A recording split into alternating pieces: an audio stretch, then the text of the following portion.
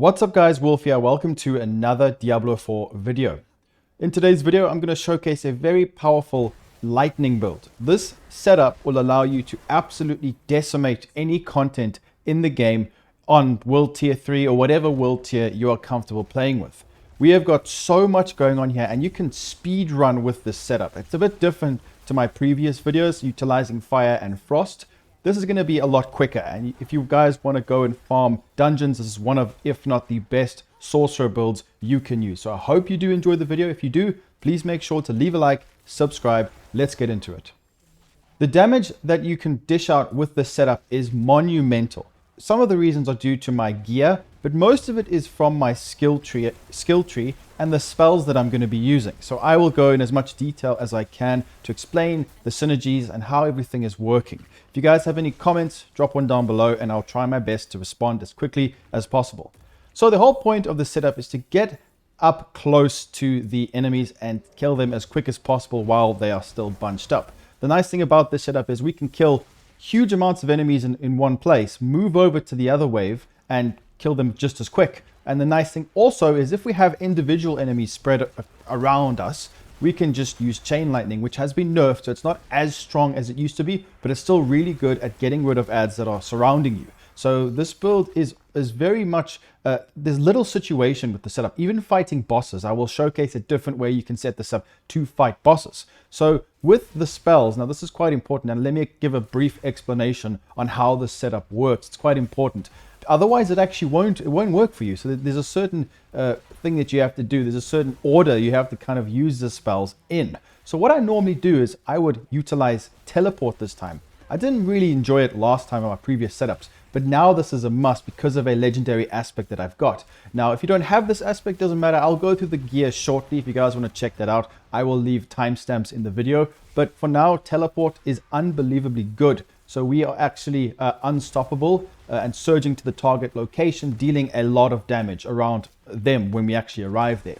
So the cooldown is decreased with my modifiers and we get 30% damage reduction. So not only are you guys seeing lots of damage, but look how tanky I am. I can survive huge amounts of damage from all the enemies around me. So it is quite nice. They've got high damage and high survivability.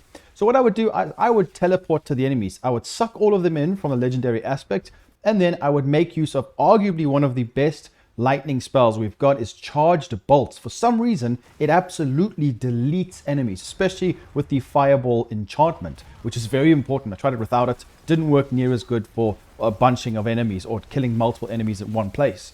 So the Charged Bolts is very, very good. That's what I will use for close range. Don't try use this from long range. The damage we get is absolutely insane because we're going to be shocking enemies when we actually teleport towards them. And I've got huge amounts of multiplicative damage to shocked enemies. This is insane, even to vulnerable enemies. So we are going to be dishing out huge amounts of damage. When we teleport to them, we use Charged Bolts. Then when the Charged Bolts is on cooldown, we would actually utilize our basic skill, which is going to be Arc Clash, which will stun. You guys know how this works. Then I will also use Frost Nova because the aspect that you can get from the dungeons gives you damage, multiplicative damage to frozen enemies as well, not just shock. So if you don't shock them, we're going to be freezing them with the Frost Nova, which is just really, really good, and it makes enemies vulnerable, which is good, but that depends on your modifier. So it's up to you whether or not you want to go that direction or you want to go for more mana regeneration. It just depends how often you want to spam your spells. So this build is really, really efficient, and I generally I'm loving it.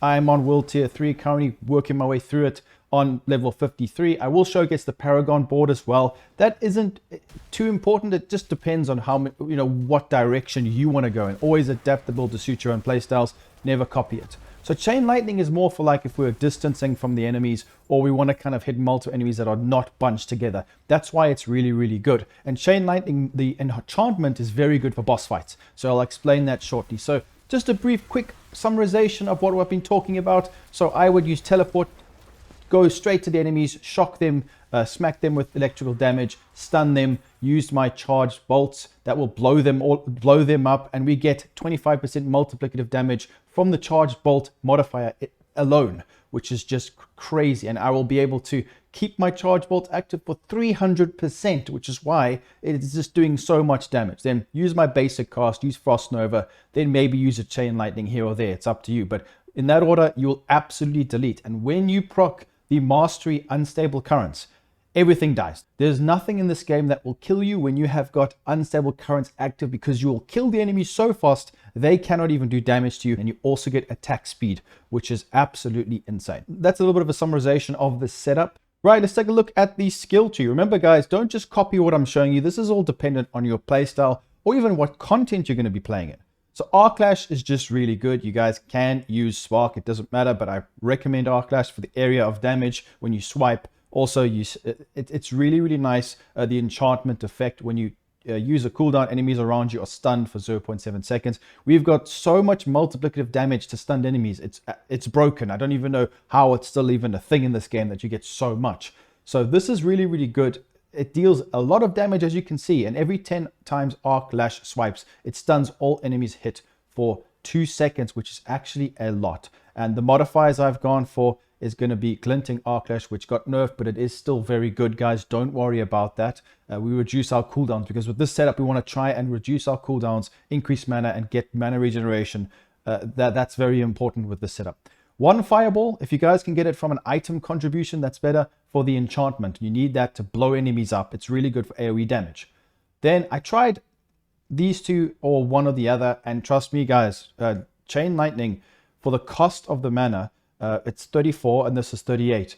The Charged Bolts is much better. I know it doesn't look like it, but Charged Bolts is insane. When you get up close, it deals so much damage. So it releases 5 bolts of lightning that course along the ground in an erratic pattern. This is only for close range though, so they're long range, close range, and I do recommend using both of these, dealing huge amounts of damage each. So hitting an enemy at least 3 times with the same cast of charge bolts releases lightning nova. That's probably why it dishes out so much damage. This is 24% damage to enemies around them. We also get increased damage to stunned enemies. This is probably why this is happening. This is multiplicative damage to stunned enemies. Considering when we teleport, we're going to be stunning them. That is a huge amount of damage. Whereas if you look at Chain Lightning, this is good, but it gains a 3% increased critical strike chance per bounce, which is quite nice. If it bounces off of you, you get 10% multiplicative damage. So it's a bit less multiplicative damage, but it's still really, really good. But I think this one is definitely what I would spam when you get close range. Then when the enemies are around you singularly, then you can use Chain Lightning to pop them off. That's how I would normally utilize this. Then for this, teleport is very good, especially with my chest piece that I've got. The legendary aspect is vital. It's so good with teleport. I will show you guys that you need to farm for it. We'll go through that shortly. So this is very, very nice. You guys know how teleport works. I've gone for the 30% damage reduction. I felt like I was too squishy because I've got 3 out of 3 glass cannon. The helm that I've got, the legendary aspect, means I survive so much. And also I have a lot of damage mitigation on this build, as you guys can see. So I wanted to go for that.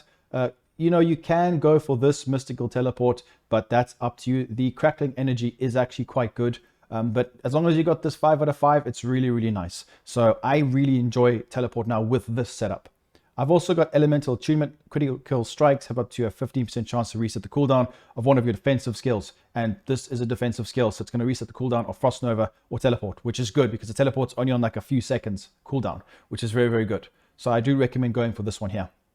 Glass Cannon doesn't seem very good, but we are dealing multiplicative damage, but take 9% more damage. I do not feel this at all because of the helm I've got. If you don't have the helm legendary aspect that I've got, maybe don't use this. You don't need it. But I wanted to get extra damage. And as you can see from the footage, I'm surviving. So it's up to you guys. This is a frost skill. You can use something else. Ball Lightning is absolutely terrible. I tried this. I hated it. It didn't do much. I'm sure it has its own utility. Give it a try, guys, or some of the other ones you can utilize, like Lightning Spear maybe, but Frost Nova is just too good. It's freezing enemies, it's utility from freezing them. We also get multiplicative damage to frozen enemies, so it's not just stunning them, it's freezing them. So we've got 2 areas where we can get multiplicative damage, or 2 instances. So I've gone for this one. So we get 4 mana per hit. This is why I can get my mana back so incredibly quickly. You can also make them vulnerable. I know normally I say use Mystical Frost Nova for the vulnerability, but you don't really need it, guys. Trust me. So imagine I could be adding vulnerability to the setup as well, but I've gone for extra mana. So this is up to you. Now, arguably this one is better, but I found that my mana is sometimes I do struggle with it in certain situations, but with this, it made a bit of a difference. So if you guys don't need more mana and you're kind of playing in a group, use this for vulnerability. It's definitely going to be better in that situation. Then Conjuration, Lightning Spear, I don't like it. I don't like the Ice Blades. I've gone for Align the Elements. Damage reduction, guys, very, very nice. Mana Shield, we get damage reduction. As you can see, lots of mitigations. I think it's very important. Then we have got this section, which is very important, mastery skills. So static discharge, like you had critical strikes with shock seals, have up to a 15% chance to form crackling energy. This is good. Every time you send an enemy, deal lightning damage to them. This is also quite good. Upon absorbing crackling energy, you gain 12 mana. This is why I've got 3 out of 3. It's very, very efficient with this, and you can get our mana back, which I think is very important. Then over here, this is also really good. Hitting enemies with shock skills increases your critical strike chance by 3%. This is unbelievably strong. That's why I've got 3 out of 3 here. You don't have to have 3 out of 3. It's up to you guys. So this is very nice because we will be critting a lot. So more damage mitigation. We get some movement speed, which is nice. And convulsions, lucky at shock skills up to a 6% chance to stun enemies for 3 seconds, therefore allowing me to dish out all that multiplicative damage. This one I've gone for Avir's Mastery. Close enemies take multiplicative damage 10% from shock seals and deal 20% less damage to you. Critical strikes increase these bonuses by 25% for 3 seconds. This is really good. This is really good. Like I said, the multipliers on this build is just broken, in my opinion. Now, this could be really good as well. Give it a try, but I preferred this one, should I say. So it's up to you guys. So the Paragon board as well, this is really up to you. Left-hand side, you can go along this path as well. Some more mitigation, some more tankiness or ability. We need to understand why we're doing some of this. So if you guys have a look, intelligence is skill damage increase and resistance to all elements. So to me, that is just one of the best. You can have willpower, dexterity, just have a read over here and see what it gets for you. Strength. So as you can see, I've gone for the intelligence route because I want to get more skill damage and resistance to the actual, elements, because it's not nice when you get frozen or get stunned. Another thing to mention is when you get stunned, you can actually teleport and cancel being stunned by enemies, which is really helpful and really useful. So this is the way that I've gone, the route that I've taken. It's up to you guys. You don't have to do it. I'm yet to put a glyph in. I have got some here, but we'll go through that at a later date when I'm further leveled. I'm been very busy at work, so I apologize, but I will keep bringing you guys videos as soon as I can.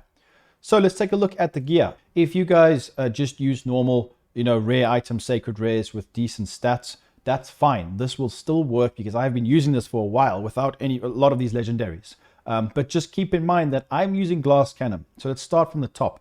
This legendary aspect is very good. So we gain, this is a lot, guys. Increased armor for 4 seconds when you deal any form of damage. So this stacks up to a very high amount. So this is how I'm mitigating so much. It's very, very good. I really like it. I might actually reroll some of the attributes here, but it's great. This legendary aspect is a must-have if you guys want to survive. But this probably makes this build even stronger. So after teleporting, close enemies are pulled to you and stunned for almost 3 seconds.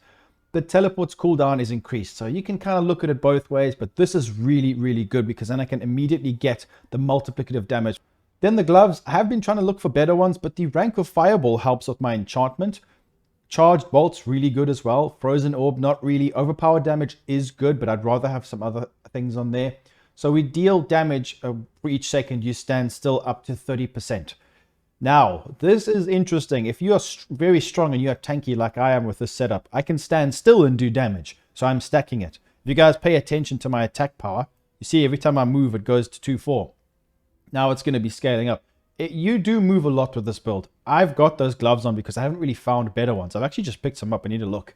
But this can not be useful sometimes. So you need to just keep in mind that if you need extra damage, you can obtain it. When I'm fighting bosses, I stand still on the boss and it gives me so much damage. So it's important just to have a look at that and to determine whether or not you want this.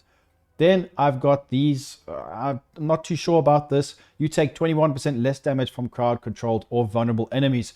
We have got crowd control. I haven't tested this too much. I haven't noticed too much about it, but it has got decent stats on it. Willpower, total armor, life regen will not damage. This helps me get my health up without having to proc a potion, and also damage reduction, almost maxed out rolls. So this is good, and I get resource for using a potion, which is a primary resource, which is my mana. So you know what I mean? The legendary aspect isn't the most important thing, but it's up to you. As you can see, I have put maximum life gems in it, so make sure you guys put those in. These are going to be rubies. It's up to you though. Then the boots. Some of the stats you guys want to be going for is close range damage. If you want long range damage for the chain lightning. You can go for damage to crowd controlled enemies, intelligence, just that core skill damage on your weapons, lucky crit chance, strike damage, lucky hit chance, should I say, overpowered damage, that's really good, strength, shock skill damage, things like that are going to be good. Damage to stunned enemies or damage to injured enemies. Injured enemies or enemies that are below 35% health, that's going to be really, really good. I need to find myself some better boots, but the cool thing about these is that they got all stat bonus, which is really, really good. 9. It could have been 13, but 9 is all right. 1 max evade charge, which does help. 2 ranks of teleport, which is actually really good, and then mana cost reduction and poison res. So something like along those lines would be nice if I can get a legendary piece, but it doesn't really matter. Then I've got this beast of a staff that I actually leveled up. I put an aspect on, and I'm going to showcase which aspect that is for you guys to get. Some of these aspects you can actually get from the normal farming dungeons, so just keep that in mind. So this one is really good. We've got high DPS, 1588, which is really important in this game, guys. If you want more damage, pay attention to the DPS at the top there. So this has got intelligence, damage to frozen enemies from the Frost Nova, so that's going to be good. Then 36% core skill damage, which is really good. I'm utilizing 2, so that is going to help me immensely. So I've imprinted this one. Your casts of charge bolts have a 30% chance to be attracted to enemies and last 300% longer. You guys need to go and get this. This is what makes charged bolts so good. This is the one that I was showcasing over here. Charge bolts is great rather than chain lightning. This is very, very good. So to get this one here, so you need to actually farm for this aspect. So this aspect is going to be really, really good. Now let me show you guys where you're gonna get this aspect. So we're going to go here, Codex of Power. I'm going to showcase mine, and I think it should be here. Here it is here. Aspect of Static Cling. So unlocked by completing Wretched Delve in Skosglen. So I need to showcase this because you might have problems doing this one. Actually, you've got to complete something. So if you guys look here, this is it, Wretched Delve. Now when you go to this part of the map, as you guys can see, this is where it is. You will need to complete, there will be a stronghold. Do the stronghold first by the burning tree. Once you've done that, then you can go down and actually complete this and get that aspect. So let's continue. So I have put basic skill damage gems inside, topazes. Make sure you guys do that. It's very, very good. Then this is going to be great. You can get a normal aspect from farming dungeons for this. You deal 45% multiplicative damage, more damage to immobilized, stunned, or frozen enemies. Remember, guys, we can stun and we can freeze, which is ridiculously good. So this is a great piece. You don't have to get this piece. You can just get the normal aspect. Make sure you guys get it. It is so good. Resistance to all elements. Put a diamond. It's really, really good for jewelry. Then Mother's Embrace. I did get this from completing the game story. Now this is quite nice. I tried to switch it out, but this is really good for resource funding. So if a core skill hits 5 or more enemies, and Chain Lightning and Charge Bolt do, because they fire many, they bounce off of things, and it's going to be easy for me to do that. So 30% of the resource that actually costed to do that, which is my mana, my primary resource, is refunded, which is really nice, and that allows me to keep spamming. So this is a good aspect to try and get something like this if you guys can. But like I said, you can get mana regen from other ways. It just depends what you want to sacrifice to get that.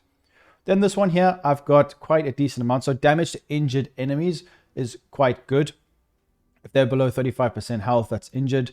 We get some stunned enemy damage and critical strike damage, lucky hit chance, very, very nice ring. Core mastery skills cast at or above 100 mana gain at 26%. Increased critical strike chance. As you guys remember from the skill tree, we have a lot of utility from actually critting. So this is going to be really, really good. But it doesn't really matter. Just keep in mind, guys, that when I'm going through the waves of enemies, the Fireball enchantment makes a big difference, and the Arc Clash enchantment. So give those a try. If you're going to be fighting a boss, I would switch it up because you're not going to be getting many kills. So I would try and actually use the Chain Lightning one. So Chain Lightning forms automatically after spending 100 mana. This is going to be great because you're going to get multiplicative damage. And it's going to bounce off of the boss. It's just something I noticed that helps. There's many other ways you can do it. Maybe even be better. Let me know in the comments down below, but this worked for me. So just a quick little summarization of the Codex of Power if you guys want to see anything that might help. So I would say this is also really good. Edgemaster's aspect, if you guys want to do it. We have also got something here. This recharging aspect could be good as well. Each time Chain Lightning bounces off you, gain 4 mana. If you guys struggle with that, if you don't have that ring, for example, this will help you a lot. Unlocked by completing Zenith in Fractured Peaks. Go and do that. deal 5% increased damage for each second you stand still, up to 30%. You can get that here as well from a dungeon. That's going to be from Wraithwood Wilds in Scosglen. Then also we can make enemies vulnerable. I wouldn't really focus on that too much. This is the one I showed you in Wretched Dive. Aspect of the Protector. This is also quite decent. Aspect of Control. This is what I have on my necklace. You guys can go and get this from Sunken Library. Very, very good. Lots of multiplicative damage to frozen and stunned enemies. So this also, using a cooldown, restores 15 mana. So Prodigy's Aspect, I went to get this in Hawazar from Witchwater Dungeon. This is insane. So this is going to be really good for mana regen. So if you're struggling with mana, there are many ways you can mitigate that.